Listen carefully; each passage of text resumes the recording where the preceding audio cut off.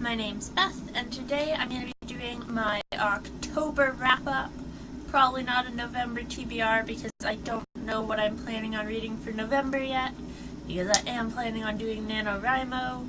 I have a whole, well, it's like a 3-minute video telling you that I'm doing NaNoWriMo, so if you're interested in watching that and letting me know if you're doing NaNoWriMo, I will link that video down below, and I'll have all the other videos I've made this week down below as well. So let's just get started on my wrap-up. So the first 3 books, I ended up reading a total of 7 books this month, which is okay. I was planning on reading about 13, but I just kind of like drifted towards the lazy side at the end of the month. But I'm still pretty impressed with 7. I am 2 books away from reaching my 50-book goal for the year, and there's still 2 months left, so basically I just have to read 1 book in November and 1 book in December, and I'm set. So, yeah. But the first 3 books I read are finishing off a series, and this series I feel like I've been reading forever, probably because I have. And this is the last 3 books in the series of Unfortunate Events. I'm just losing my voice, I'm getting sick, guys. I'm sorry.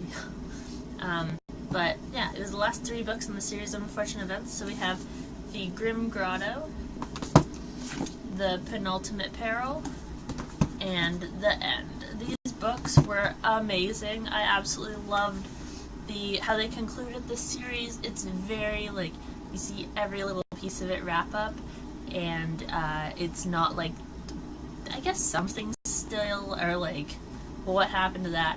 But in any book, you're really going to get that. So I think that the way they connected all this world was really nice, was like really, really poetic, and it was just a really good story. It's not like the most upbeat, happy story ever, but from page 1 of book 1, the author lets you know it's not going to be happy.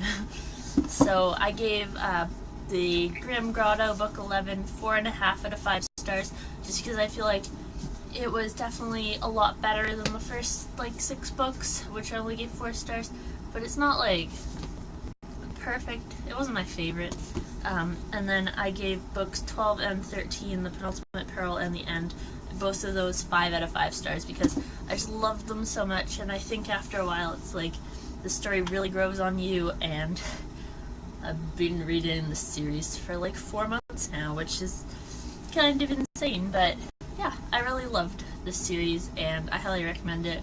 These books have been out forever, so I'm gonna say if you haven't read them by now, you probably should. But, and then after that, I picked up Fire and Flood by Victoria Scott. I hauled this book yesterday in my fall book haul, so, but this book is dystopian, kind of. It's like an adventure book. It's definitely worth a read, and there's a sequel coming out next year, I believe.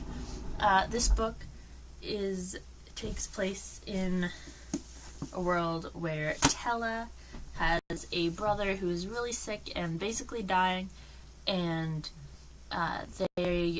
there's like no cure for him until one day Tella gets this little blue box on her bed that has an earpiece in it with a message saying, like, welcome to the Brimstone Bleed, you have been selected. It's basically just telling her that she's been selected to take part in the Brimstone Bleed, and the winner of the Brimstone Bleed gets the cure to any disease for 1 person. So Tella's like, well, at first she thinks it's a joke, but she's very, like, she's skeptical about it, but at the same time she's very like, well, if I can save my brother, that'd be perfect. So she does end up going into the Brimstone Bleed. And this book is definitely a mixture of like the Hunger Games with some of the aspects of Pokemon, and I've definitely heard that described a lot, and I agree. So I'm really excited to see where the second book continues on. Yeah, highly recommend this book. I gave this one 5 out of 5 stars. I gave a lot of the books I read this month 5 out of 5 stars. Next, I read Rebel by Amy Gentera. This is the sequel to Reboot, and this is a very shiny book. but I'm not going to get too much into this, A, because it is a sequel, and B, because I have a full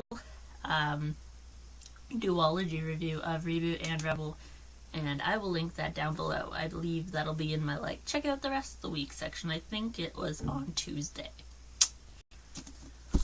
Finally, the last 2 books I read the first book last month, and so I've read the second and third book in this trilogy this month. This is definitely a reread again, but that was Catching Fire and Mockingjay. I read Catching Fire and Mockingjay, and then I watched Catching Fire for the first time, the movie, and oh my gosh, that movie is so good. But these books I read about 3.5 years ago, and I definitely liked them better this time around, just for the fact that, I can totally see all the underlining political things happening in these books, and the revolution starting. It's so, deep, and just, as a kid, you don't really understand what's happening, but now that I'm an adult, apparently, I can see that, these things could really happen in our lifetime if the world just keeps going as it is, and, yeah, so I gave both of these books 5 out of 5 stars, and I believe that the first time I read them, I gave Catching Fire 3 out of 5, and Mockingjay 4 or 4.5 out of 5, so definitely a big improvement. But yes, that is all I have.